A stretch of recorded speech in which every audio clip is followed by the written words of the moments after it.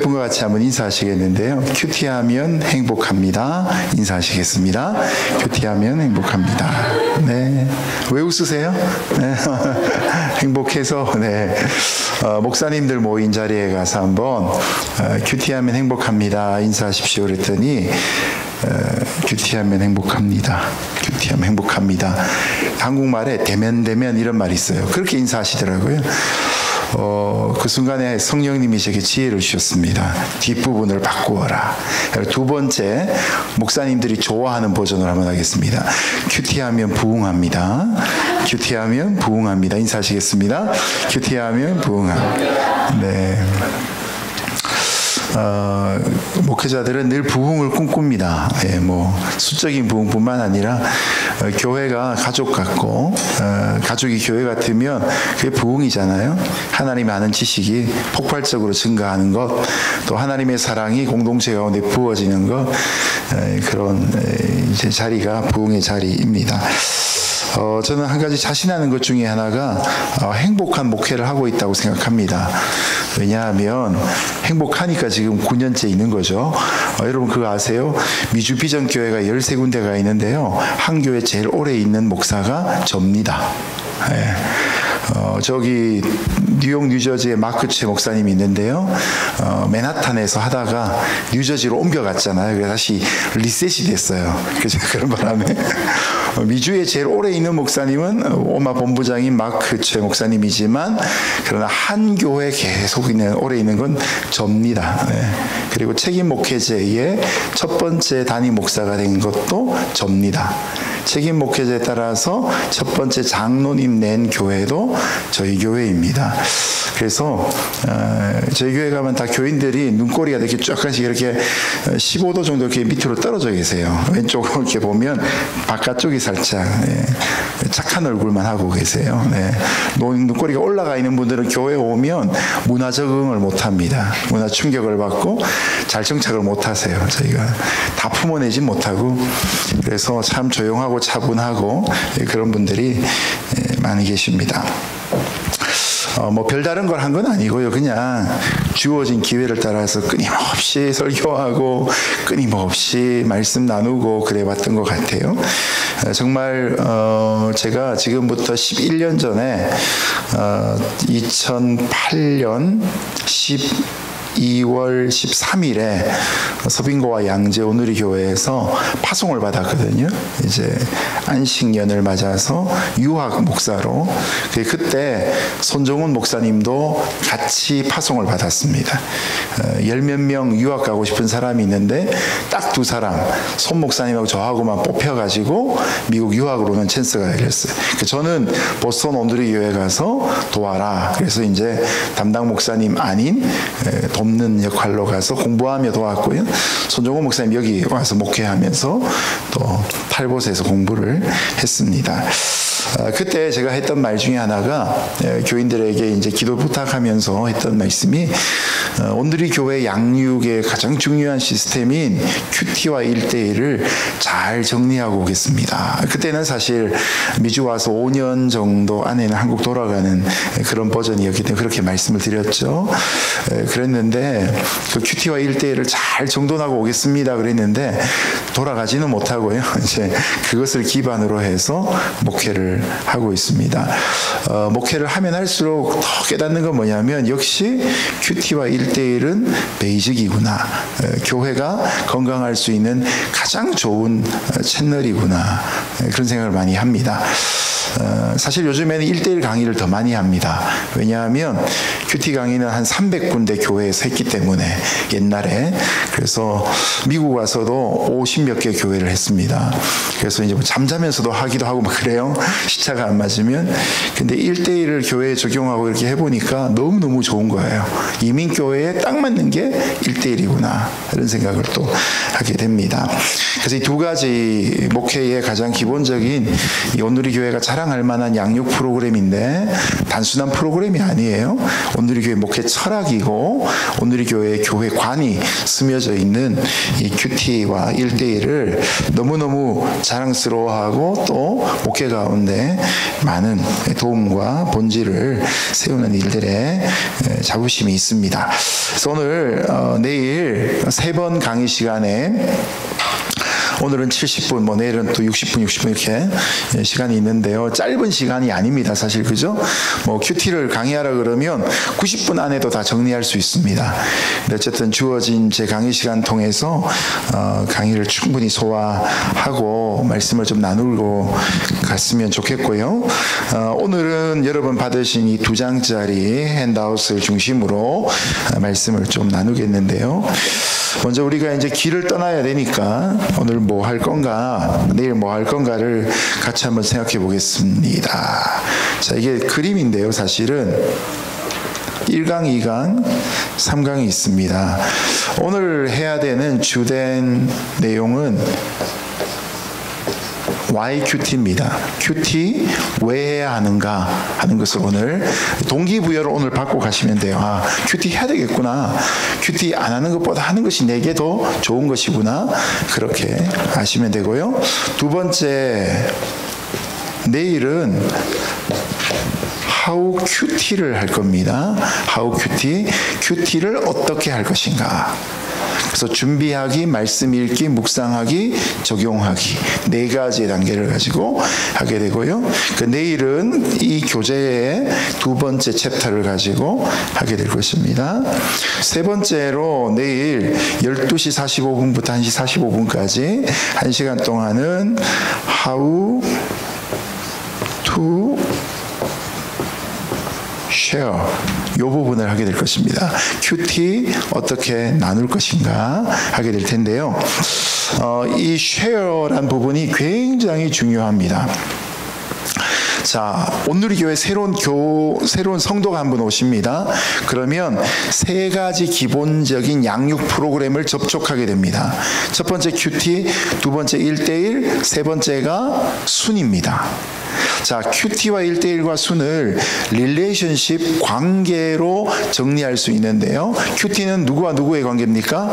하나님과 나와의 관계입니다. 1대1은요, 나와 너의 관계이고요. 순은 나와 우리와의 관계입니다. 한 가지 빠진 게 네 번째가 바로 나와 나의 관계죠. 내적 치유, 이너 힐링 같은 상담에 관계된 것을 또 해야 되는데 하여튼 이 3가지가 공통적인 겁니다. 근데 이 3가지 양육 프로그램의 메커니즘이 뭔가 여러분 샌디에고니까 이과 계통 엔지니어링 많이 계시니까 메커니즘이 뭔가 그게 뭐냐면 다 쉐어링입니다. 아버지 학교를 하면 물론 강의도 있지만 테이블에서 나누어지는 쉐어링이 아버지 학교에서 제일 중요한 것입니다. 큐티와 1대1과 순이 모두 똑같은 쉐어링이라는 메커니즘을 통해서 하나님의 말씀과 또 그것을 체험한 우리의 삶을 함께 나누게 되는 거죠. 말씀을 가지고 내 삶을 가지고 하나님과 쉐어링하는 것이 큐티이고요. 두 번째, 그 말씀과 내 삶을 가지고 나와 너의 관계 속에서 쉐어링하는 것이 1대1이죠. 그리고 그 생명의 삶 말씀을 가지고 한 주 동안 큐티하고 묵상하면서 그 중에 하루치를 뽑아서 나와 우리의 관계에서 말씀과 삶을 쉐어링하는 것이 바로 순이 되는 거죠. 그래서 순개강 예배하면서 왜 큐티하느냐, 똑같기 때문에 그래요. 이제 정해진 관계성만 다수냐, 1대 다냐, 1대1이냐, 1대 하나님이냐 이것만 다를 뿐이지 핵심은 똑같은 것입니다. 그래서 아버지 학교를 오늘의 교회가 잘 서포트하면서 큰 사회적인 사역으로 키울 수 있었던 배경 속에는 바로 쉐어링하는 메커니즘이 오늘의 교회 안에는 문화적으로 잘 자리를 잡고 있기 때문에 그런 것입니다. 그래서 이런 3가지를 같이 한번 내일까지 정리를 잘 해보고요. 강의 끝나고 나면 또 이제 쉐어링하는 시간이 있어서 아마 테이블에서 강의에서 느끼고 배운 것들 또 적용할 것들을 나누시면 많은 도움이 되실 것 같습니다. 자, 오늘 먼저 같이 나눌 말씀이 하나 있는데요. 시편 1편 1절에서 6절까지 말씀입니다. 교재에 있는 말씀 같이 한번 읽어보죠. 함께 읽겠습니다. 시작. 복이 있는 사람은 악인의 꾀를 쫓지 아니하며 죄인의 길에 서지 아니하며 오만한 자의 자리에 앉지 아니하고 오직 여호와의 율법을 즐거워하여 그 율법을 주야로 묵상하는 자로다. 저는 시냇가에 심은 나무가 시절을 쫓아 과실을 맺으며 그 잎사귀가 마르지 아니함 같으니 그 행사가 다 형통하리로다. 악인은 그렇지 않음이요 오직 바람에 나는 겨와 같도다. 그러므로 악인이 심판을 견디지 못하며 죄인이 의인의 회중에 들지 못하리로다. 대저 의인의 길은 여호와께서 인정하신 악인의 길은 망하리로다. 아멘. 이 두 번째 줄에 보시면 2절에 걷자 하나가 빠져 있습니다. 이 한글 폰트가 이상하게 걷자는 생략이래요. 자, 여러분 시편 1편은요. 시편 1편부터 150편 전체에서 서론에 해당하는 것입니다. 그래서 시편 1편을 잘 읽으면 시편 전체가 뭘 이야기하는지를 알 수 있는데 또 확대를 하면 하나님의 말씀인 성경이 뭘 말하고 싶은지를 알게 되는데 그것이 바로 1절을 시작하는 첫 부분에 등장합니다. 복이 있는 사람은 성경 말씀은 우리에게 하나님께서 복을 주시기 위해 주신 것입니다. 그래서 제일 처음 인사할 때 우리 어떻게 인사했습니까? 큐티하면 행복합니다 라고 인사했죠.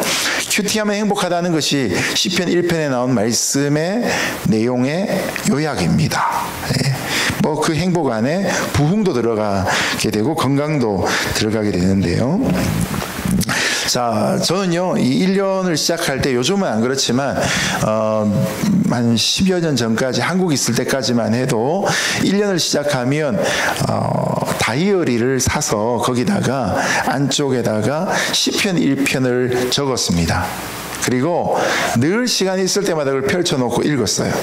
언제부터 그랬는지는 잘 모르겠는데 하여튼 늘 그런 습관을 가져오다가 어느 날 이 시편 1편이 그냥 통째로 암송이 되게 됐죠.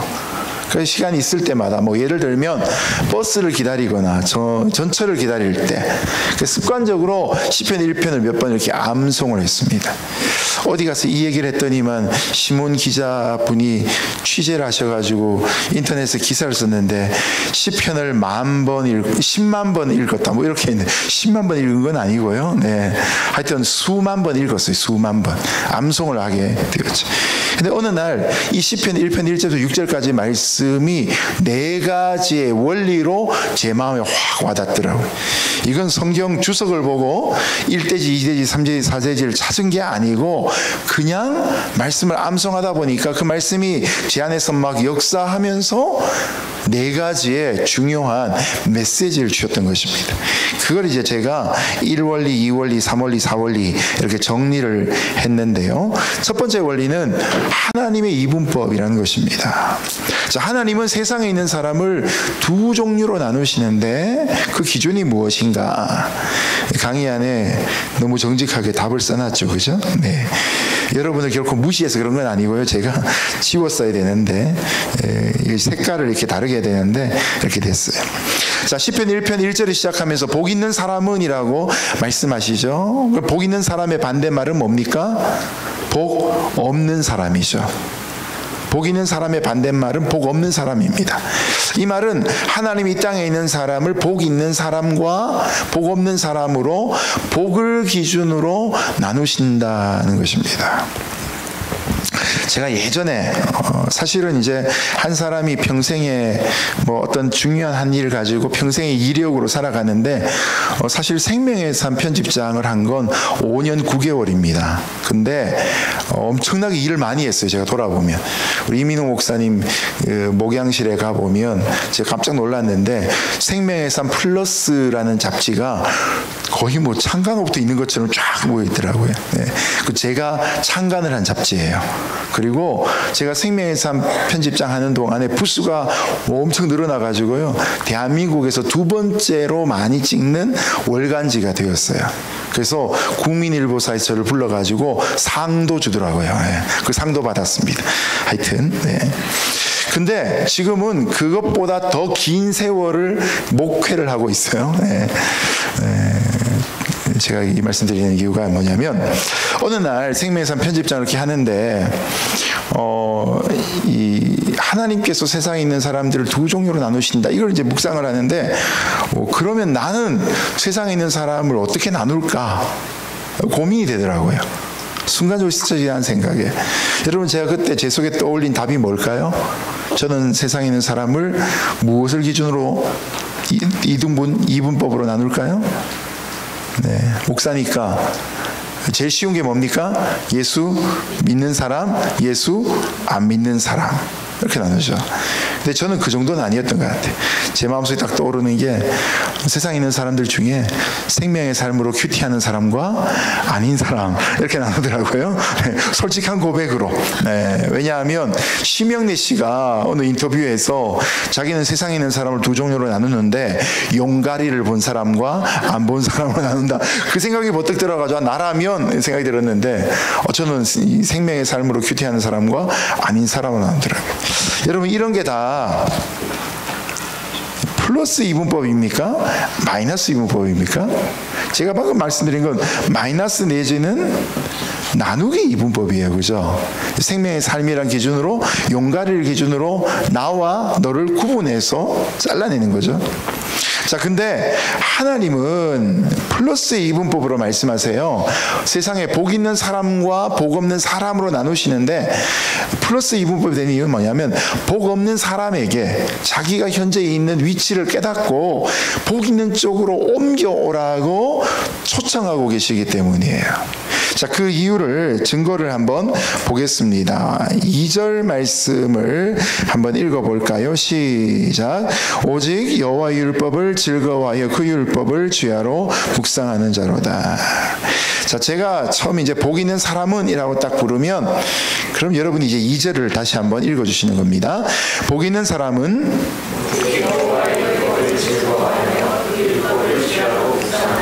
네, 복 있는 사람은 이 땅에서 돈 많은 사람이나 태어날 때부터 금수저였거나 부모님이 뭐 아주 세상 사람들이 알만한 위대한 인물이거나 이런 게 아니라는 것이죠.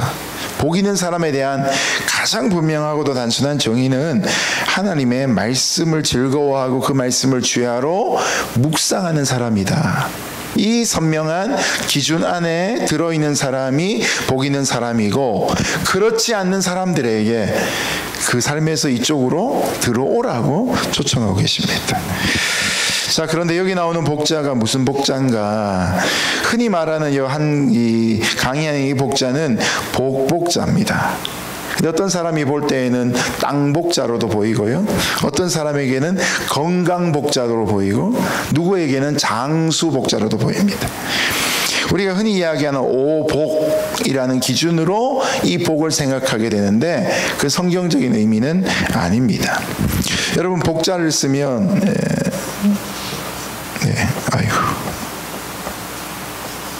이렇게 되죠. 네. 이 복자인데, 중국 사람들은 이 복자를 어떻게 쓰죠? 한 해 초가 되면 이 복자를 이렇게 안 쓰고 써가지고 거꾸로 뒤집어 놓습니다. 왜요? 복이 위에서 쏟아지라고 복자를 씁니다. 그런 복을 쫓아가는 사람들의 모습이 1절 하반절에 이렇게 나와요. 첫 번째, 악인의 꾀. 두 번째, 죄인의 길. 세 번째, 오만한 자의 자리. 이것이 세상이 추구하는 행복의 기준입니다. 그러나 하나님이 원하시는 성경적 복의 기준은 아니다는 것이죠. 그러면 뭐로 바뀌어야 됩니까? 악인의 꾀가 그 반대말이 뭐가 될 수 있을까요? 의인의 지혜, 뭐 이렇게 될 수도 있는데, 하나님의 지혜라고 하면 좋겠습니다. 하나님의 지혜. 악인의 꾀를 쫓지 않고 하나님의 지혜를 따르는 사람이 복 있는 사람이다. 두 번째, 죄인의 길에 서지 아니하고, 죄인의 길의 반대말은요, 뭐 의인의 길이 될 수도 있지만 제자의 길이라고 하면 좋겠습니다. 제자의 길에 서며. 마태복음 7장 13절 14절에 좁은 문으로 들어가라. 그 문으로 인도하는 길은 좁고 협착하여 찾는 이가 적음이라. 사람들은 넓은 문, 넓은 길로 다니길 좋아합니다. 그래야 안전하니까. 늘 혼자서 남들이 다 예스 할 때 혼자 아니요 하는 게 쉽지 않잖아요. 남들이 다 아니요 할 때 혼자 예스 하기가 쉽지 않습니다. 무리를 쫓아가면 최소한 왕따는 안 당하기 때문에 세상의 행복의 기준도 다 그렇게 다 유행 따라가게 되는 거죠. 근데 제자의 길은 사실은 참 외로운 길이죠. 말씀을 따라가는 외로운 길, 좁은 길입니다. 세 번째, 오만한 자의 자리에 앉지 아니하고, 반대가 뭡니까?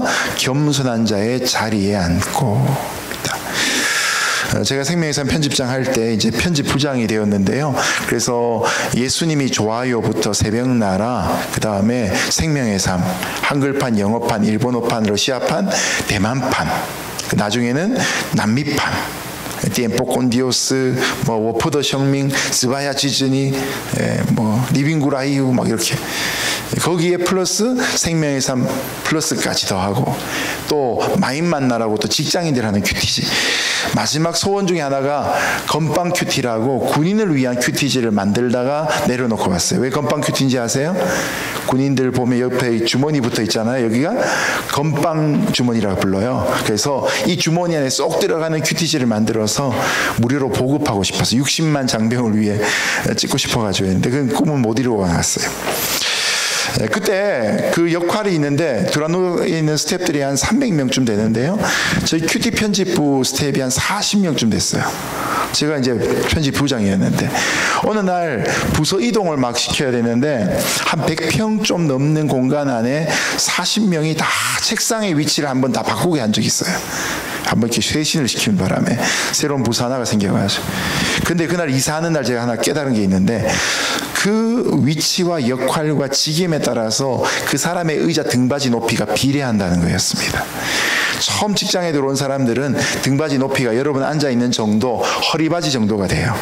근데 뭐 대리가 되거나 뭐 부편집장, 부팀장 되면 이게 어깨 쭉지까지 이렇게 자라 있어요. 등받이가. 편집장들은 어디서 구해왔는지 어깨까지 오는 그런 의자에 앉아 있어요. 제가 편집부장이었으니까 어떤 의자에 앉아 있었겠습니까? 머리바지가 있는 검은색 가죽 듀오백 의자에 앉아 있었어요. 회전되고 있는 게. 가만 보니까요, 세상은 그 사람의 지위를, 그 사람이 앉아있는 의자의 종류로도 가름할 수 있도록 만드는 게 세상이더라고요. 여러분, 군대에서 한 사람이 명령해서 대대장은 한 번 명령하면 200명이 듣습니다. 근데 연대장은 한 번 명령하면 1200명이 듣기도 해요. 군대에서 계급은 그 사람의 명령에 얼마나 많은 사람들이 복종하는가에 달려있는 것이죠. 그러니까 세상은 높은 위치에 올라가서 권세 있는 사람 되기를 바랍니다. 그걸 비유하고 있는 것이 바로 오만한 자의 자리에 앉아있는 거죠. 그 역할과 위치에 걸맞는 책임을 지지 않는 사람을 오만한 자라고 얘기할 수 있겠죠. 그런데 우리 예수님은 제자들과 함께 마지막 식사를 하실 때 어떻게 하셨습니까? 제자들의 마음속에 누가 더 높으냐 서로 도토리 키재기 하고 있을 때 예수님이 식사 중에 갑자기 자리에서 벌떡 일어나시죠. 그리고 겉옷을 벗으시고 수건을 허리에 동이시고 대야에 물을 담아오셔서 제자들 한 사람 한 사람의 발을 닦아주시죠. 여러분, 그 일은 그 집에 있는 말단 종이 해야 되는 일들입니다. 이 제자들이 얼마나 마음이 급했으면 예수님 옆자리에 앉고 싶은 마음 때문에 손과 발도 제대로 안 닦고 그 집에 밥 먹으러 들어왔던 것을 상상해 볼 수가 있는 것이죠. 예수님이 요한복음 13장 14절에 이 발 닦아주신 일을 하시고 난 다음에 하신 말씀이 내가 주와 또는 선생이 되어 너희의 발을 씻겼으니 이제 너희도 서로의 발을 씻기는 것이 옳으니라 라고 말씀하셨습니다. 예수님이 제자들의 발을 닦을 뿐만 아니라 제자들로 하여금 그 겸손한 길을 따라 살아오도록 도전하고 계신 것이죠. 여러분, 눈치를 채셨겠지만 이 세상의 행복과 반대되는 하나님 나라의 행복에 해당하는 하나님의 지혜, 제자의 길, 겸손한 자의 자리에 모델로 들 수 있는 것은 다 예수님의 모습입니다. 마태복음 4장에서 40일 금식 기도하시고 줄이신 가운데 사단에게 시험을 예수님 3번 당하시죠. 다 신명기 8장 3절 하나님께서 가라사대 하나님의 말씀대로 싸워서 이깁니다. 그리고 좁은 길에 대해서 제자들을 부르시고 스승이지만 그러나 낮추어서 제자들의 발을 닦아주신 예수님의 모습을 보여줍니다. 여러분, 누가 정말 복 있는 사람인가? 다르게 이야기하면 세상의 기준을 따라가며 닮는 사람이 아니라 예수님을 닮은 사람이 복 있는 사람이 되는 법입니다. 여러분, 그러기 위해서 우리가 다 이 세상에서 배우고 예수님 만나기 전에 갖고 있던 습관들을 내려놓고 주님을 닮아서 거룩한 사람 될 수 있기를 예수님 이름으로 축복합니다. 자, 두 번째, 이 원리를 가면 이제 묵상의 원리인데요. 자연스럽게 이렇게 말씀을 묵상하다 보면 아까 모델에서 말씀드렸던 것처럼 나도 모르는 사이 예수님을 닮아가게 되어 있습니다. 우리는 좋아하는 선생님을 따라서 흉내 내기 좋아하죠. 또 좋아하지 않더라도 많이 노출되다 보면 닮아가게 되어 있어요. 여의도 순복음교회 가면 옛날에 그랬어요. 옛날에 얼굴은 다 다른데 목소리는 다 조용기 목사님하고 똑같아요. 제가 이제 온누리 교회가 크게 보면 온누리 교회가 전도사 때부터 시작해서 세 번째 사역한 교회인데 첫 번째 교회에서 5년, 두 번째 교회에서 4년, 그게 온누리 교회를 들어갔어요. 근데 첫 번째 있던 교회가 제가 대학부 시절에 저희 대학부에서 설교해 주신 목사님이 담임 목사인 교회였어요.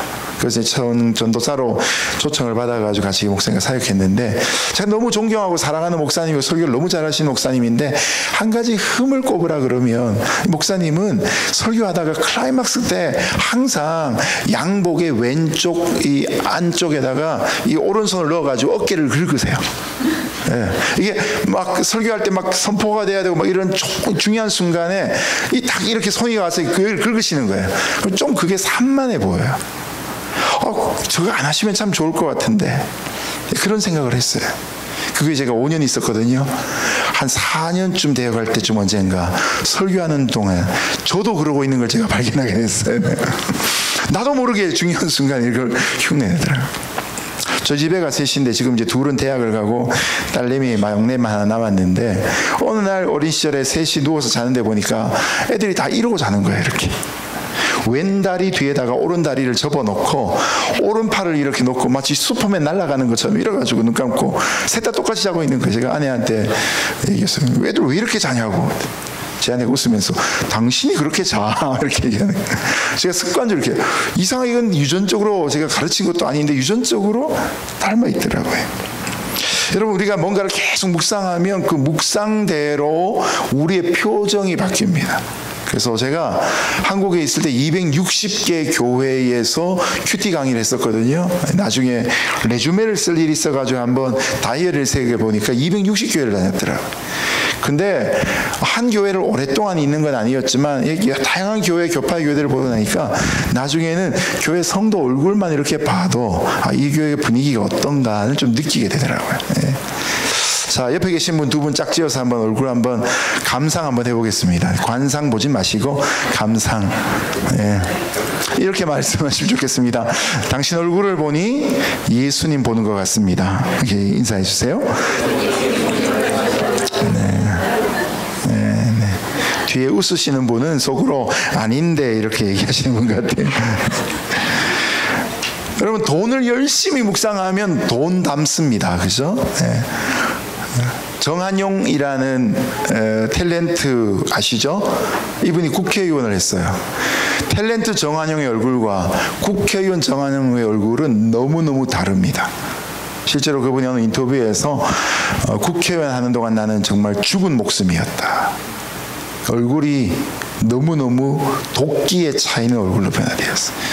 나중에 국회의원을 그만두고 났을 때 그분의 얼굴이 또 예전 얼굴로 돌아오더라고요. 부드럽게 돌아오더라고요. 결국 우리는 묵상하는 것을 담게 되어 있다는 것입니다. 그래서 말씀을 묵상하면 우리의 삶 속에 예수님을 닮아가게 되어진다는 것입니다. 세 번째 원리는 3절, 4절 말씀인데요. 형통의 원리입니다. 자, 1절 말씀은 하나님은 세상에 있는 사람을 복 있는 사람, 복 없는 사람으로 나누시고, 이 원리, 복 있는 사람은 하나님의 말씀을 즐거워하며 묵상하는 사람이고, 그럼 3원리, 세상 사람과 달리 하나님 말씀을 기쁘게 묵상하는 사람은 뭐가 다른 결과를 맞아야 되는데 그 결과가 뭐냐? 바로 세 번째에 나오는 형통의 원리입니다.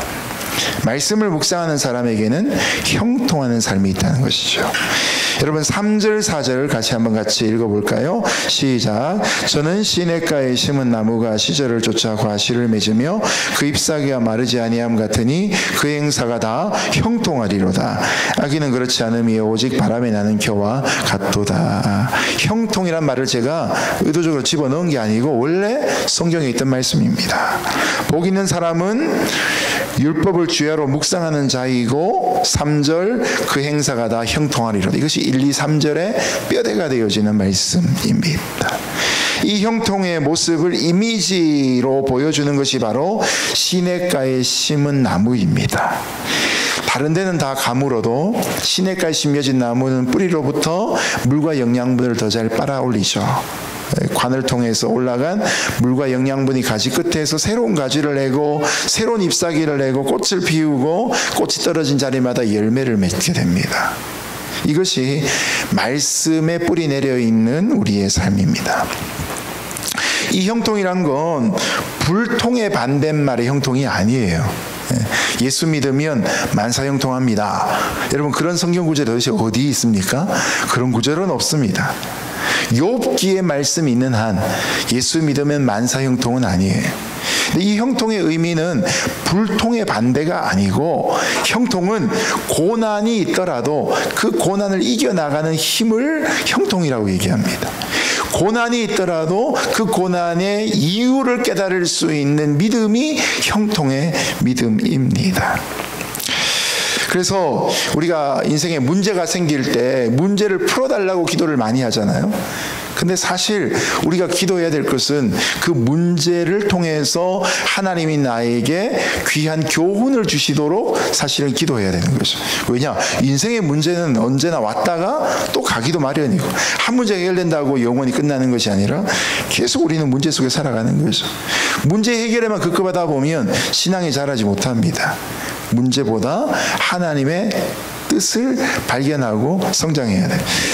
교육자 생활을 20몇 년 하다 보니까 성도의 삶을 이렇게 옆에서 보면서 깨달은 하나의 그 경험적 진리가 있어요. 경험적 진리. 제가 갖고 있는 진리인데요. 사람마다 똑같은 고난이 오는데도 불구하고 똑같은 크기의 고난이 오는데 어떤 사람은 걸려 넘어지고 어떤 사람은 그걸 뛰어넘더라고요. 이 고난의 크기가 문제가 아니구나.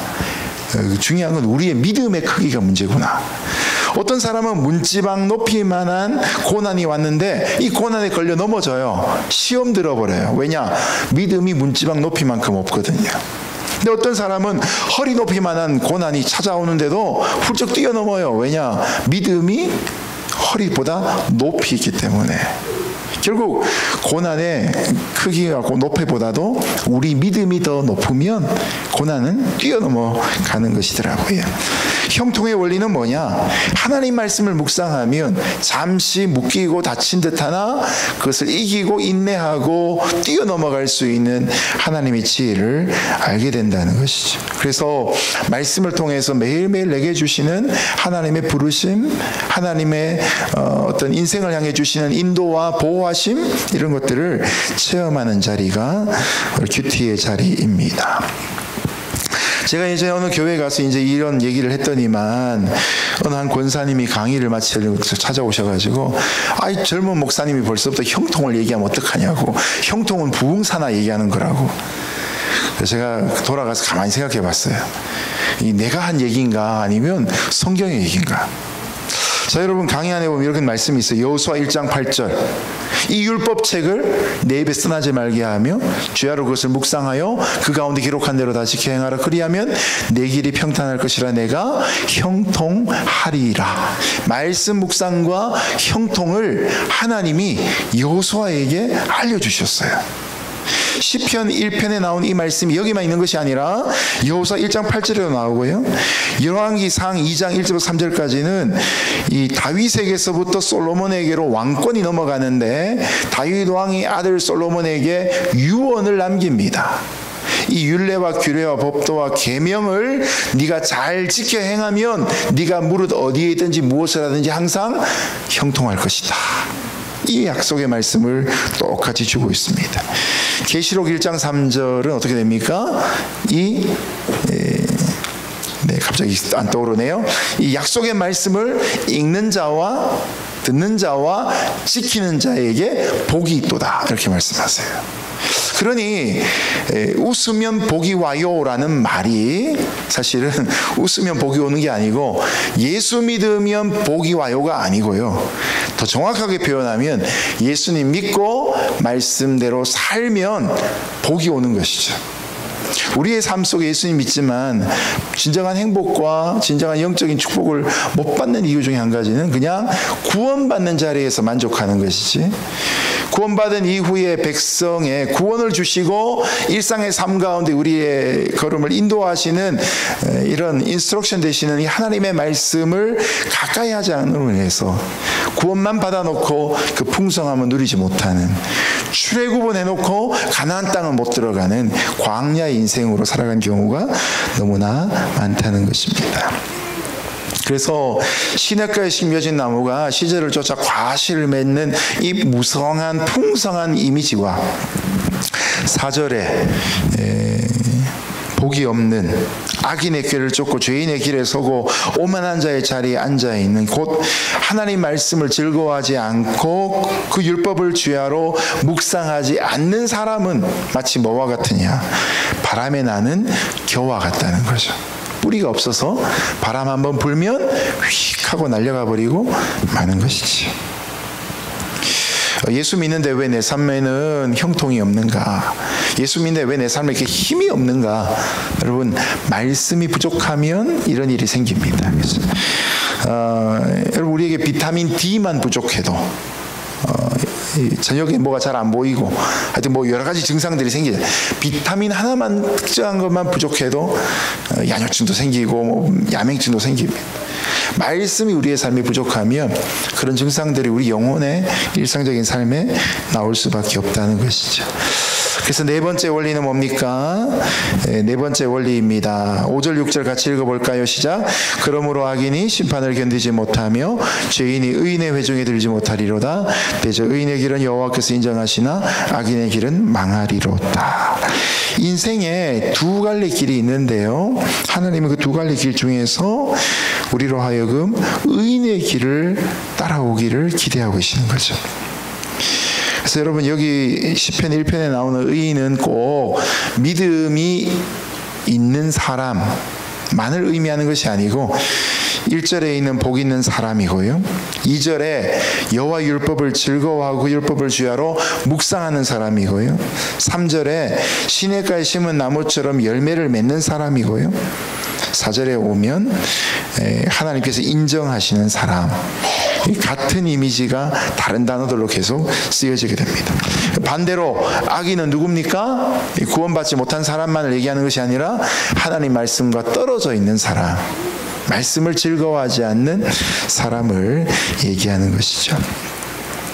두 가지 갈림길 속에서 우리가 큐티를 통해, 말씀 묵상을 통해, 경건 훈련을 통해 말씀을 선택하면 결국 우리는 시편 1편으로 초대하는 하나님의 의인의 삶을 살아가게 되는 것입니다.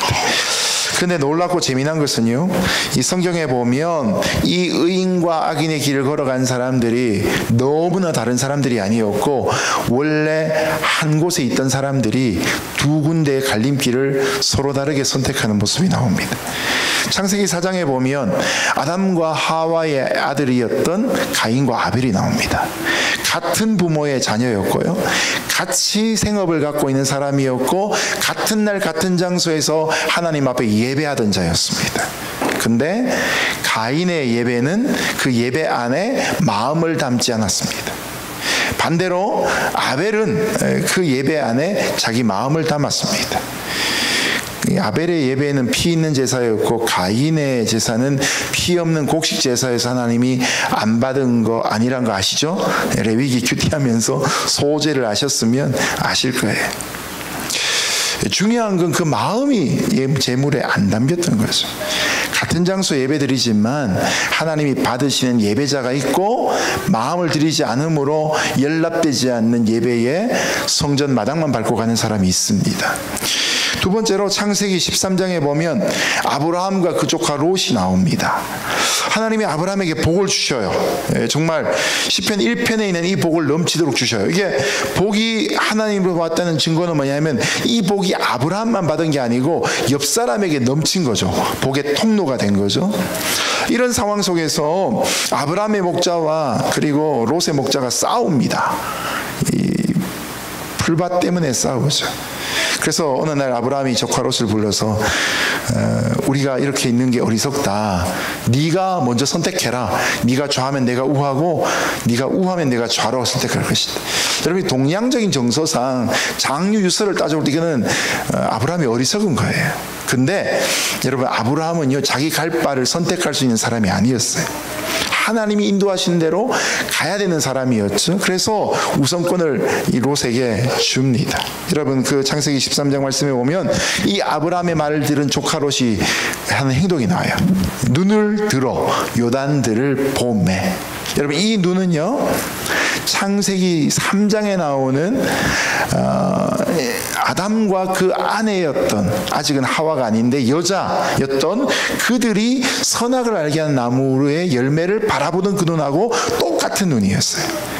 이생의 자랑, 안목의 정욕에 따르는 그런 눈이었죠. 욕망의 눈으로 그 선악을 알게 한 나무 열매를 바라보듯이 아브라함의 조카 롯도 그 욕망의 눈으로 오늘 시편 1편에 나오는 악인의 꾀 죄인의 길 오만한 자 자리에 앉아있는 사람의 관점에서 말씀 묵상 없이 행복해지고 싶은 마음으로 세상을 바라보니까 거기에 요단들의 풍성함이 먼저 들어오는 거죠.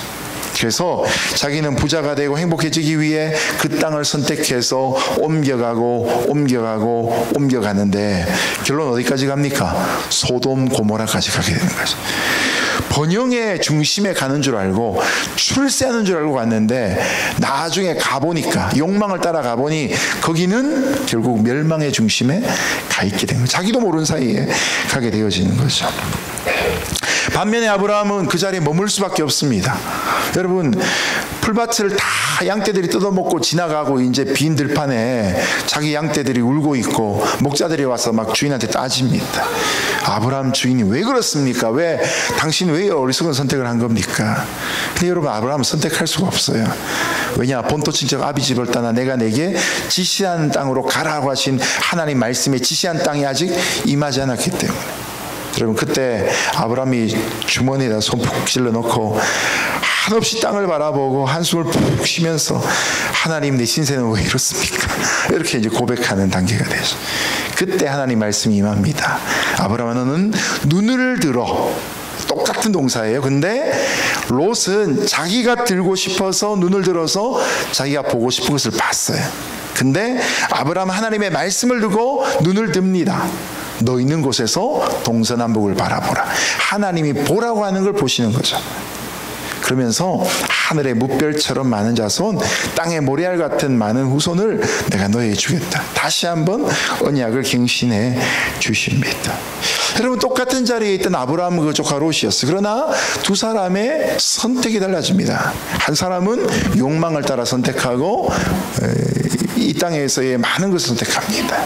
근데 결과는 보장할 수 없습니다.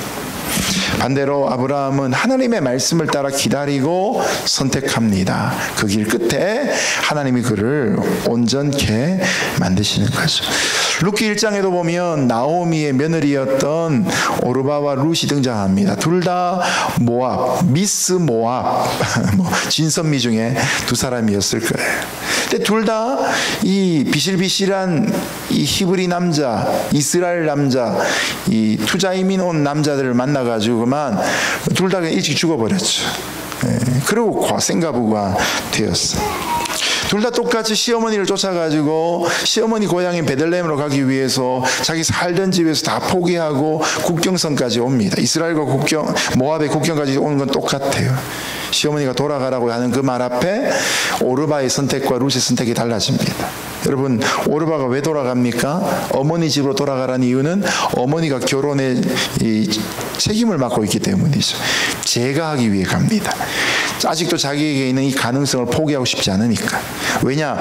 이스라엘로 국경선을 딱 넘어가면 이스라엘에서 가장 가난한, 가장 비천한 세 부류가 있는데, 첫 번째가 나그네예요. 두 번째 고아와 과부입니다. 세 번째 가난한 사람이에요. 이 세 가지 카테고리에 이 룻은 다 포함이 되는 사람이에요.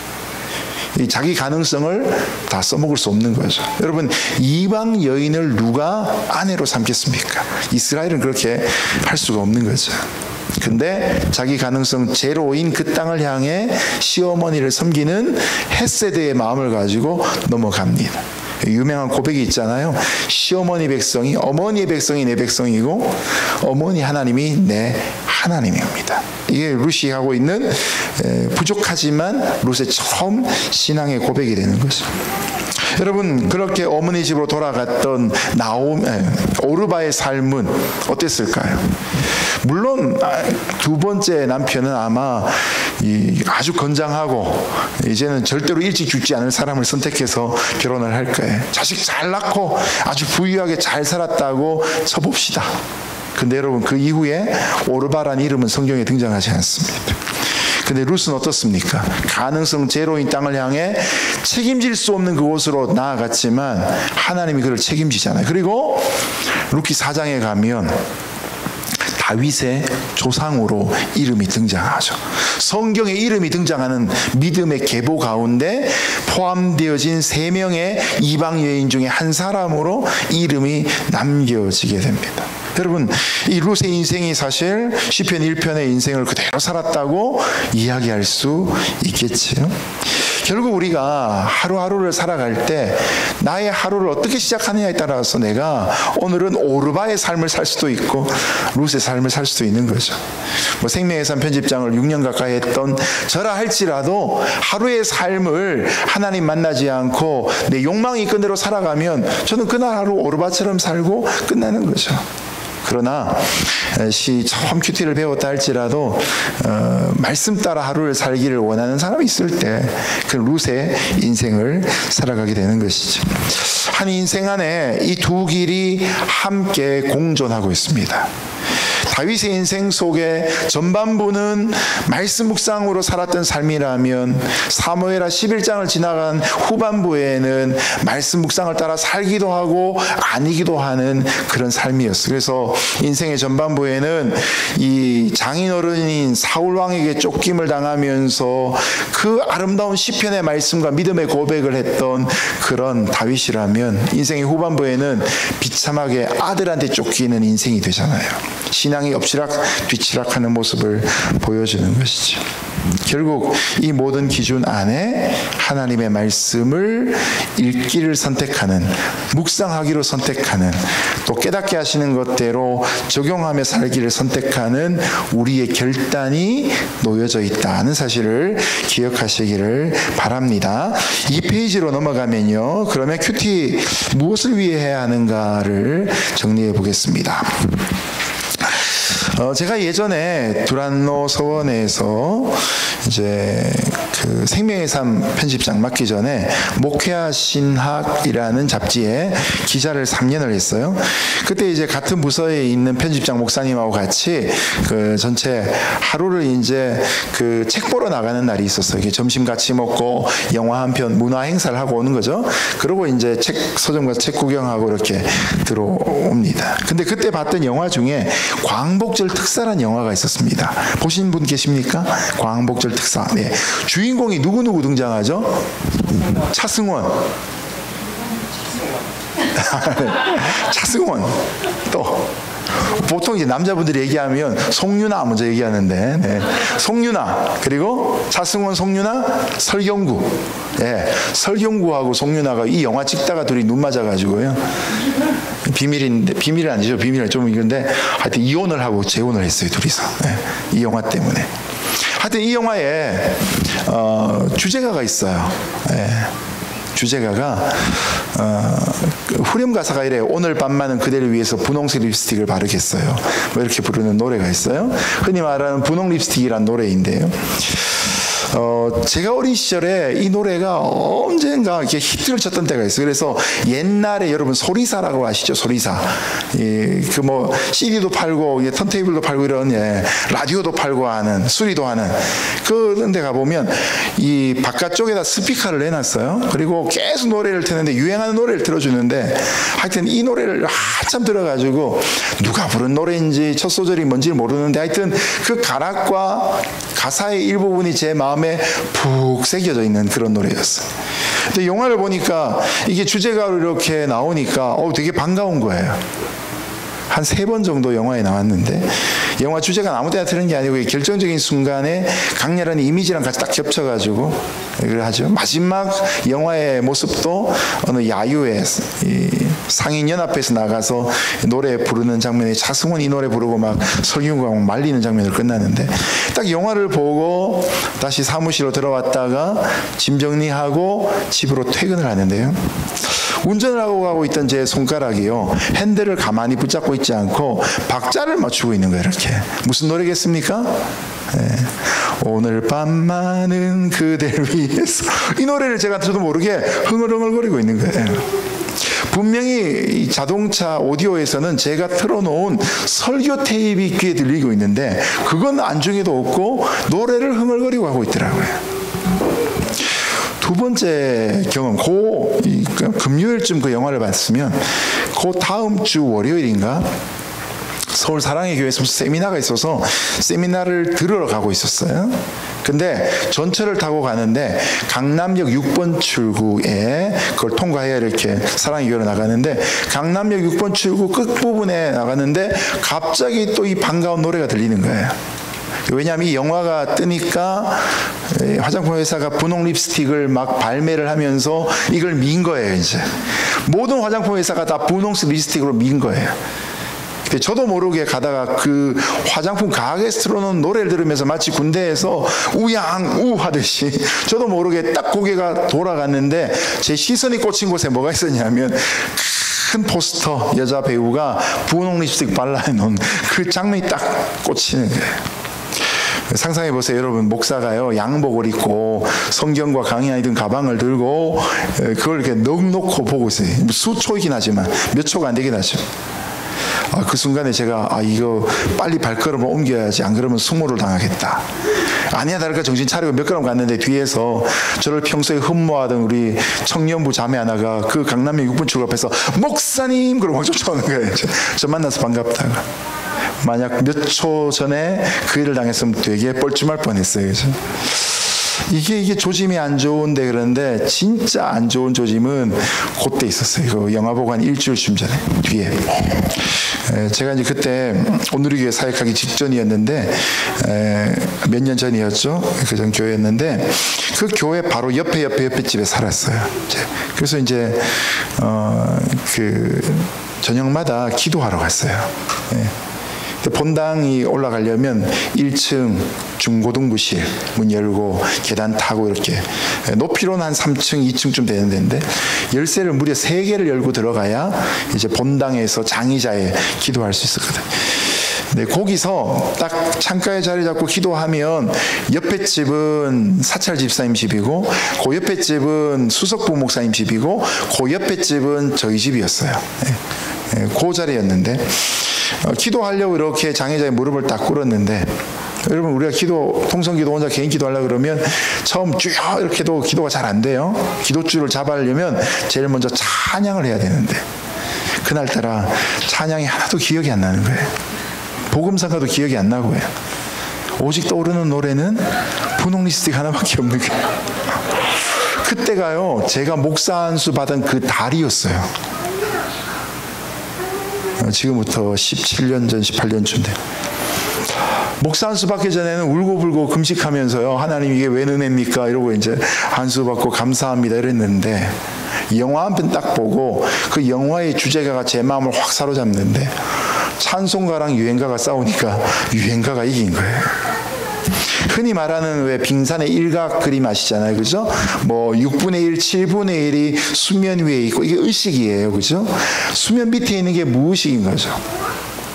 국민학교 시절 동네 소리사에서 외쳤던 그 틀어주었던 그 노래가 나도 모르는 사이에 내 귀를 통과해서 내 마음 무의식 세계 속에 이렇게 있다가 자극을 받으니까 레코딩이 풀려가지고 다시 제 마음을 지배하기 시작하는데, 제가 그 노래를, 그 곡조를 마음에서 지우는 데까지 3주가 걸렸어요.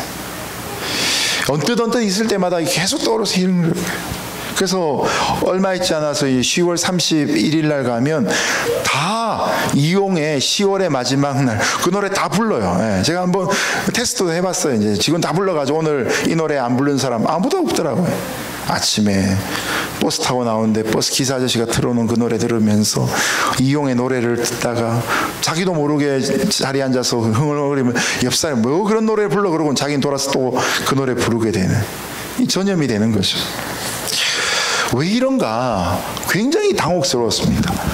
내가 이 목사 한 수를 재수까지 해가지고 목사 한 수를 받았는데, 제가 강도사 고시를 2번 쳤거든요. 제가 있던 교단은 강도사가 있는 교단인데, 그때부터 이제 고민이 되었어요. 네, 그러면서 이걸 풀게 된 숙제가 뭐냐면, 자, 경건이라는 것에는 2가지 요소가 있는데, 첫 번째는 형식이라는 요소가 있어요. 2번째는 내용이라는 것이 있습니다. 여러분, 그 당시에 목사로서 경건의 형식이 얼마나 잘 갖춰져 있던 접니까? 목사 한 수를 받았죠. 뿐만 아니라 저는 일주일에 2, 3일을 꼭 그렇게 저녁에 가서 1시간씩 기도하는 사람이었습니다. 네. 도란노 서원에서 목회와 신학이라는 잡지에 기자로도 있던 사람이었어요. 네. 형식으로는 나무랄 바가 없었는데, 형식이 잘 갖춰져 있어도 문제는 내 마음에 있는 이 내면에 담겨져 있는 컨텐츠가 뭐냐에 따라서 내가 이렇게도 쓰이기도 한다는 걸 경험하게 된 거죠. 이게 바로 내면입니다. 컨텐츠라고 생각해 보면 좋습니다. 그래서 이 경건이라는 것이 형식만 갖춰진다고 되는 것이 아니고, 이 갖춰진 형식 안에 부단하게 바른 내용을 담기 위해 애쓸 때 가능하구나. 그래서 경건은 경건으로만 존재하는 것이 아니라 훈련이 필요하다는 걸 알게 되었습니다. 그래서 여러분, 태어날 때도 경건한 사람 없습니다. 누구나 훈련을 할 때 경건해지는 겁니다. 그래서 우리에게는 경건 훈련이 필요합니다. 큐티가 경건 훈련 중에 한 가지죠. 경건 훈련이라고 해서 너무나 거창하게 생각하실 필요는 없고요. 주기적으로 뭔가를 반복했을 때 우리 마음이 하나님에게로 가까이 가는 모든 것이 경건 훈련입니다. 교회를 처음 나오는 분들에게는 주일 예배도 경건 훈련입니다. 교회는 신기하게 한 주만 빠지면 거의 보름 만에 만나잖아요. 그래서 새 가족들은 교회 한 주만 나와도 그 한 주를 걸러서 나오려고 그런 마음에 죄책감이 있다 그래요. 그 죄책감을 전화신방으로 풀어주면 2번째 주 오기가 되게 쉬워집니다. 훈련입니다. 그죠? 옛날에 경배와 찬양이 화요 집회, 목요 집회가 유행하던 시절이 있었어요. 요즘은 그렇게 잘 안 모인대. 얼마 전에 이제 저희 후배가 되는 인도 선교사가 저희 집에 왔다 갔는데, 인도에서부터 이제 어머니를 만나러 미국에 오면서 LA 잠시 들어갔는데, 세 가정이 모여서 얘기하는데 다 향수가 뭐였냐면 선교한국이라는 집회에 대한 향수가 있었어요. 선교한국. 거기에서 6명이 앉아 있는데, 세 부부가 앉아 있는데 다 거기서 선교사로 건실한 사람들인 거예요. 네. 그런 나눔들이 있었어요. 그것도 하나의 경건 훈련이 되는 거죠. 네. 주기적으로 2년마다 한 번씩 갔던 거니까요. 여러분, 그 중에서 가장 강력한 훈련이 뭘까요, 그러면? 매일 하는 경건훈련이 사실은 가장 강력한 경건훈련이 되는 거죠. 그래서 우리 한국교회는 주일 예배를 만들고 그냥 지나갈 수 없으니까 껄쩍지근하니까 수요일 모여서 3일 밤 예배를 하고, 그냥 예배 드리는 것도 만족 못하니까 금요일 날 부르짖어 기도하는 금요 철야 예배를 또 만들고, 이것도 안 되겠다 그래가지고 선교사님들이 아침마다 기도하는 예수님만 하셨던 새벽 예배를 또 한국교회에 다 정착을 시켜가지고 미국 목사님들 하나는 새벽 기도까지 하며 살아갑니다. 그죠? 근데 그게 한국교회가 짧은 시간 안에 부흥하게 된 가장 중요한 원동력이 되고 있는 것이죠. 그래서 이런 경건훈련이 있을 때 우리가 경건해집니다. 이 경건훈련에 대해서 이제 세 가지 법칙으로 설명드릴 수 있는데요. 첫 번째는 경향의 법칙입니다. 제가 아까 말씀드린 것처럼 오랜 동안 잊고 무의식 속에 있던 어떤 내용이 마음에 떠오르고 나를 주도해버렸던 일은 뭐냐? 그게 내 마음의 경향이 되어버린 겁니다. 이 경향은 영어로 inclination이라고 표현합니다. 중학교 1학년 때 이런 수고 배우셨을 거예요. be inclined to do. 뭐뭐뭐 하고 싶다. 이게 이제 경향이라는 겁니다. 여러분, 우리가 폭력적인 영화나 비디오를 보면 흉내내고 모방 범죄가 생기는 원리나, 우리가 예배를 너무 잘 드리고 집회 가운데 은혜를 받으면 그대로 살고 싶은 마음이 생기는 것이나 메커니즘은 똑같은 겁니다. 중요한 건 컨텐츠만 다른 거죠. 우리가 의로도 쓰일 수도 있고 악으로도 쓰일 수 있는 존재입니다. 이런 것처럼 일정하게 우리의 마음에 흐르는 방향을 경향이라고 얘기합니다. 하나님을 향한 경향이 경건이고요, 세상을 향한 경향이 강해지면 그것은 불경건이 되는 겁니다. 갈라디아서 5장 17절, 육체의 소욕으로 시작합니다. 같이 한번 읽어볼까요? 시작. 육체의 소욕은 성령을 거스리고 성령의 소욕은 육체를 거스리나니 이 둘이 서로 대적함으로 너희 원하는 것을 하지 못하게 하려 함이니라. 우리 마음 안에 밑에 있는 박스 그림처럼 나라는 존재 안에 마음이 하나 존재하죠. 왼쪽으로 가면 하나님이고 오른쪽으로 가면 세상입니다. 이 마음은 절대로 둘로 나누어서 공평하게 반반 나눠줄 수 없습니다. 얼마 전에 인도인가 어디에 어떤 남자가 여인 두 사람과 동시에 결혼하면서 상처 줄 수 없어서 동시에 두 사람과 결혼했다 이렇게 얘기하는데, 여러분, 사람의 마음은 한 번에 한쪽에만 드릴 수 있어요. 그래서 성령의 소욕과 육체의 소욕이 하나밖에 없는 우리의 마음을 각자의 방향으로 끌어갑니다. 우리가 하나님께로 하는 경건해지는 경우는 어떤 때입니까? 육체의 소욕보다 성령의 소욕이 더 셀 때이죠. 반대로 세상을 향해 갈 때는 이 성령의 소욕보다 육체의 소욕이 더 셀 때입니다. 그래서 예배 드릴 때는 은혜를 받고 성령 충만을 받으면 성령의 소욕이 강해지고, 교회를 나가면서부터 성령의 소욕이 점점 줄어들기 시작하고, 왜냐? 살아가는데 이게 에너지처럼 소모되니까. 반대로 세상에서 있는 육체의 소욕이 점점 나를 향해 들어오기 시작하는 거죠. 그래서 또 실패한 경우에 다시 또 돌아오기도 하고, 그런 일들이 반복되어집니다. 우리 이민호 목사님이 사역하셨던 앵커리지 온누리교회 그 알라스카에 보면 그런 얘기가 있다 그래요. 에스키모 인디안이 아들한테 질문을 합니다. 너 마음속에 악한 늑대와 그리고 선한 늑대가 함께 있는데 네 마음이 어느 쪽으로 갈 것 같냐? 지혜로운 아들이 대답합니다. 그건 제가 먹이 주기 나름입니다.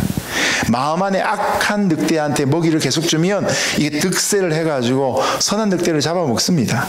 반대로 선한 늑대에다가 계속 먹이를 주면 이게 득세를 해서 반대로 악한 늑대가 활동하지 못하도록 만드는 것이죠. 이 바로 우리의 마음 속에 좌우간에 경건과 불경건 속에 흐름이 있다는 사실을 기억할 필요가 있습니다. 자, 그런데 두 번째로 경작의 법칙이에요. 경작의 법칙은 심는 대로 거둔다는 거지요. 여러분, 사람에게 오감이 있어요, 그죠? 얼굴 안에서 한번 찾아보십시오. 자, 눈으로 시각, 코, 후각, 입, 미각, 피부는 통각 및 총각, 그죠? 통각 또는 총각, 촉각. 네, 그 다음에 귀는요, 청각입니다. 이 5가지 중에 제일 주도적인 게 뭡니까? 시각이에요. 보는 겁니다. 몇 퍼센트쯤 될까요? 100% 중에 시각이 85%래요. 두 번째 청각은요? 두 번째 청각은 12%래요. 두 개 더하면 97%예요. 행동과학에서 이제 나오는 얘기인데요. 그래서 코로 냄새 맡고 입으로 맛보고 피부로 느끼는 건 인간의 감각 중에 3%밖에 안 된다는 거예요. 외부에 있는 정보가 감각기관을 통해서 나에게 들어올 때에 시각과 청각이 주도적인 겁니다. 여러분, 이 시각과 청각을 제일 잘 활용해서 돈을 잘 버는 직업이 뭡니까? 영화 만들고 광고 만드는 분들, 문화예술계에 계신 분들이잖아요. 여러분, 이 세상에 있는 문화와 정보들은요, 절대로 가치관 없이 만들어지지 않습니다. 그 안에 만드는 자의 가치관과 세계관이 반드시 투영되어져 있을 수밖에 없는 것이죠. 그래서 세상에 이제 정보가 있습니다. 이것이 우리의 오감을 통해서 나의 내면 안에 마음과 생각으로 들어옵니다. 생각이 골똘해지다 보면 나도 모르게 그것이 행동으로 삐쭉 튀어나오게 되죠. 그 행동이 한 번, 두 번이 아니고 10번, 20번 반복되다 보면 이것이 이제 습관이 되어집니다. 여러분, 습관은 계속되어지면 그 사람의 인격을 형성하게 됩니다. 그 운전 습관을 보면 그 사람의 인격을 알 수 있다 그러잖아요. 인격은 결국 그 사람의 운명입니다. 그래서 이 정보에서 운명까지의 이 스킴을 보면 이게 시편 1편 말씀하고도 일치가 되어져요. 결국 악인의 길을 가느냐 의인의 길을 걸어가느냐는 우리의 마음과 생각이 무엇을 받아들이느냐, 결국 오감 중에 특별히 시각과 청각으로 우리가 무엇을 선택해서 받아들이느냐, 여기에 달려있는 것이죠. 그래서 옛날에 경건하게 산다라고 할 때는 우리 믿음의 선배들은 습관과 인격에 대한 문제를 많이 다뤘어요. 그래서 do this, do not this를 많이 얘기했죠. 교회 오면 술, 담배 금하고 대신에 주일 성수하고 11조하고 뭐 이런 것들을 가르쳤잖아요. 근데 사실 이것보다 더 중요한 건 뭐냐? 우리 마음의 내면이죠.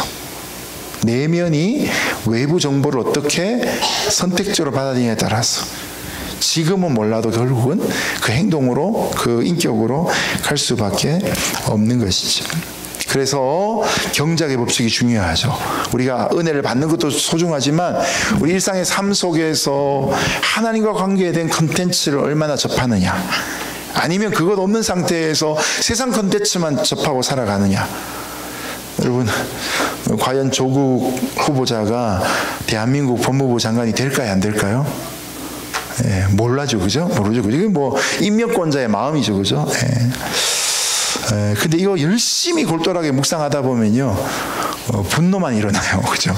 그 컨텐츠만 계속 묵상하다 보면 분노만 일어납니다. 조국을 찬성하건 반대하건 마음의 분노를 갖는 건 똑같게 되더라고요. 무엇을 묵상하게 되느냐? 이 하나님의 말씀을 묵상하게 돼요. 그러면 그 말씀 속에 있는 생기가 내 안에 역사하기 시작합니다. 자, 갈라디아서 6장 7절 8절 같이 읽어볼까요? 시작. 스스로 속이지 말라. 하나님은 만홀의 여김을 받지 아니하시나니 사람이 무엇으로 심든지 그대로 거두리라. 자기 육체를 위하여 심는 자는 육체로부터 썩어질 것을 거두고 성령을 위하여 심는 자는 성령으로부터 영생을 거두리라. 썩어질 것과 영생은 결과입니다. 이 결과는 정직해요. 왜냐? 심는 대로 거두는 거죠. 육체를 위해 심으면 썩어질 걸 거두고 성령을 위하여 심으면 영생을 거두게 되어 있습니다. 마지막 세 번째로 훈련의 법칙입니다. 여러분, 이 두 가지 경향, 하나님을 향한 경향과 세상을 향한 경향 중에 하나님을 향한 경향을 경건이라고 이야기하죠. 이 세상에 100% 경건한 사람은 없습니다. 그리고 영원히 경건한 사람도 없습니다. 그 누구든지 매일매일 경건해지기 위해 이 땅에서 경건의 훈련, 프랙티스를 계속해야 합니다. 여러분 40일 금식 기도하면 그 40일 금식 기도 안 하는 사람보다 좀 더 경건하겠죠? 그러나 40일 금식 기도도 이 영성에 뭐라 그럴까요? 그 유통기한이 있어요. 40일 금식 기도를 한번 했다 그래야 평생 경건하지 않습니다.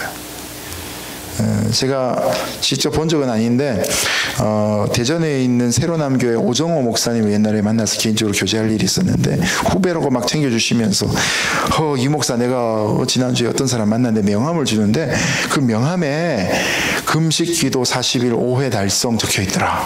웃긴다 야 이러면서 금식기도 40일 5회 달성 무슨 기도원 원장 뭐 이렇게 적혀 있대요.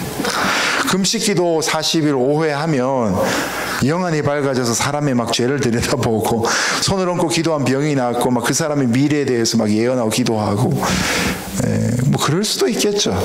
근데 여러분 그치고 나면 다시 똑같이 되어지는 거죠. 뭐 그런 사람은 유혹 안 받고 그런 사람은 시험 안 듭니까? 시험 듭니다. 형통하지 않고 세상의 불통에 반대 형통이 아니죠. 믿음의 역사는 매일매일 훈련받고 은혜를 공급받는 것이죠. 그래서 사실 여러분의 강의 안에 있는 그 그림은 이렇게 되는 게 정상적이에요. 이게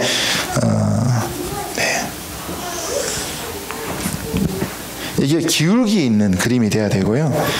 여기에 자동차가 있는데 어디가 앞인지 아시겠죠? 하나님이 계신 곳이 높은 쪽입니다. 그리고 세상은 아래쪽입니다. 그래서 경건 훈련 없는 상태에 자동차를 이렇게 언덕에 가만 세워놓으면 어떻게 됩니까? 브레이크 딱 풀어버리면 바로 뒤로 내려가죠. 여러분 죄 지으려고 노력하세요? 아니에요. 그렇죠? 성선설이 맞습니까? 성악설이 맞습니까?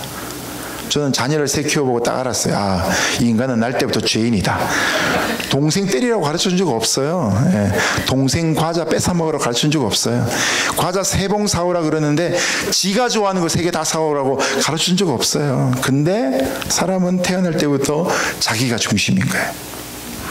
여러분 큐티 세미나를 하지 뭐 직분자 세미나를 하지요. 1:1 세미나를 하지 죄짓기 세미나 들어보셨습니까? 큐티 세미나는 제가 강사인데 죄짓기 세미나는 우리 모두가 다 강사예요. 자기 나름의 죄짓고 안 들키는 방법이 있어요. 가만히 두면 우리는 세상을 향해 떨어지게 되어 있다. 그러면 이 자동차가 안 미끄러지면 어떻게 해야 됩니까? 훈련해야 되는 거죠. 자동차 연료통에 가스 딱 채우고 시동 딱 걸고 그 다음에 악셀레터 붕 밟아서 엔진이 움직여가지고 쭉 올라가야 되는 거죠. 이게 경건 훈련인 것이죠. 그래서 훈련 없이 경건은 이루어지지 않습니다. 이게 세 번째 훈련의 법칙입니다. 그 두 줄을 같이 한번 읽어볼까요? 시작. 두 가지 경향 가운데 하나님을 향한 경향을 경건이라고 하고 이 경향이 주된 사람을 경건한 사람이라고 하고 이 경향을 강화하기 위한 훈련을 경건훈련이라고 한다. 디모데전서 4장 7절 8절 같이 읽어보겠습니다. 시작. 망령되고 허탄한 신화를 버리고 오직 경건에 이르기를 연습하라. 육체 연습은 약간의 유익이 있으나 경건은 범사에 유익하니 금생과 내생의 약속이 있느니라. 아멘. 디모데전서니까 바울이 디모데에게 편지를 씁니다. 디모데는 바울 다음으로 에베소 교회 2대 담임 목사였습니다. 여러분 2대 담임 목사인 디모데가 받는 편지에 망령되고 허탄한 신화를 버리고 오직 경건에 이르기를 연습해라. 담임 목사인데 망령되고 허탄한 신화를 다 버렸고 이미 경건에 이르렀구나 라고 해야 되지 않습니까? 근데 사도 바울은 빌립보서에서 나는 표대 대신 예수 그리스도를 향하여 날마다 쫓아가노라 라고 하는 고백을 했지 않습니까? 신앙생활은 마치 자전거 타는 것하고 똑같습니다. 자전거를 탈 때 페달을 밟으면 중심이 잡히고 앞을 나아갑니다. 근데 페달 밟는 건 멈추면 조금은 더 가는데 그때부터 핸들이 막 꼬이기 시작하면서부터 중심 잃고 쓰러져 버려요. 자전거에 페달을 밟는 만큼 자전거는 지속적으로 나아갈 수 있는 거죠. 신앙생활도 마찬가지입니다. 은혜를 공급받고 경건으로 훈련하면 우리 신앙이 서 있게 됩니다. 그런데 그 공급이 끊어지면 당장은 아니지만 조금 더 있다 보면 흔들리기 시작하는 거죠. 그래서 우리가 신앙의 기본으로 생각하는 예배 생활, 그렇죠? 개인 예배도 있고 공예배도 있겠죠. 말씀을 묵상하고 기도하는 작은 훈련들, 그거 멈추면 처음에는 잘 모릅니다. 근데 조금 지나 보면 이게 그때부터 신앙생활 흔들리기 시작하면서 하나님과 멀어지는 관계가 되어버리는 거죠. 그래서 이 경건 훈련이라는 것이 이렇게 된다면, 이 전체가 경건 훈련이라면 제가 믿기는 경건 훈련 중에서 가장 보편적이고 강력한 훈련은 말씀 묵상 같아요. 이민웅 목사님 같으면 여기다가 예배라고 적으셨을 것 같아요. 근데 저는 말씀 묵상이라고 적습니다. 이런 말씀 묵상을 잘 정리한 방법론이 뭐냐? 그 큐티죠. 그래서 이 경건 훈련 안에 이 박스를 이렇게 작게 할 필요 없는 것 같아요.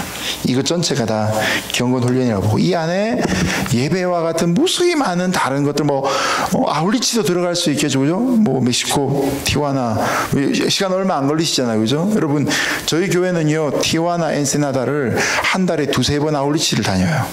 이번 달만 해도 2번 갑니다. 의료봉사도 가고. 옛날에 말씀드렸더니 어떻게 우리는 1년에 3번밖에 안 가는 멕시코를 어떻게 LA 온누리교회 이렇게 자주 가냐고 금경의 목사님 얘기하셨어요. 가깝다고 잘 가는 건 아니라는 사실을 제가 알았어요. 왜냐, 얼바이는 그것도 못 가고 1년에 한 번 가는데 힘들대요. 근데 이게 매달 갔다 오면 이게요, 경건 훈련이 돼요. 왕복 빠르면 7시간, 8시간인데 매달 갔다 오면요, 아이들의 눈빛이 막 밝아지기 시작해요. 북쪽으로는 프레즈노, 남쪽으로는 엔세나다 프레즈노, 티와나, 여기까지 막 갑니다. 다양한 훈련 방법이 있습니다. 근데 이 중에는 매년 하기도 벅찬 게 있어요. 40일 금식 기도. 이 40일 금식 기도 하려면 40일 동안 음식을 줄이고 40일 금식 기도하고 40일 보식해야 돼요. 이게 잘못하면 돌아가신 분도 생겨요. 누구나 다 할 수는 없죠. 한 달에 한 번 할 수 있는 게 있어요, 그죠? 근데 뭐가 가장 강력할 수 있습니까? 매일 하는 게 제일 강력해요. 작지만 매일 하나님을 만나고 하나님께 훈련받는 그런 일들이 필요합니다. 그래서 결론입니다. 이 페이지 마지막에 메저리 제이 톰슨이라는 영성학자, 여자분이신데 이분이 했던 명언이 있습니다. 같이 한번 읽어보겠습니다. 시작. 하나님께서 우리가 너무나 많은 짐을 지고 실패해서 절망에 빠지기 보잘것없더라도 한 가지 영성 훈련에 전념하여 영적 신실함을 배우는 것을 더 좋아하실 것이다 입니다. 그래서 큐티는 매일 20분 30분 하나님을 만나는 것입니다. 말씀과 찬양과 기도를 통해 개인적으로 예배하는 것이죠. 하나님과 교제하는 것입니다.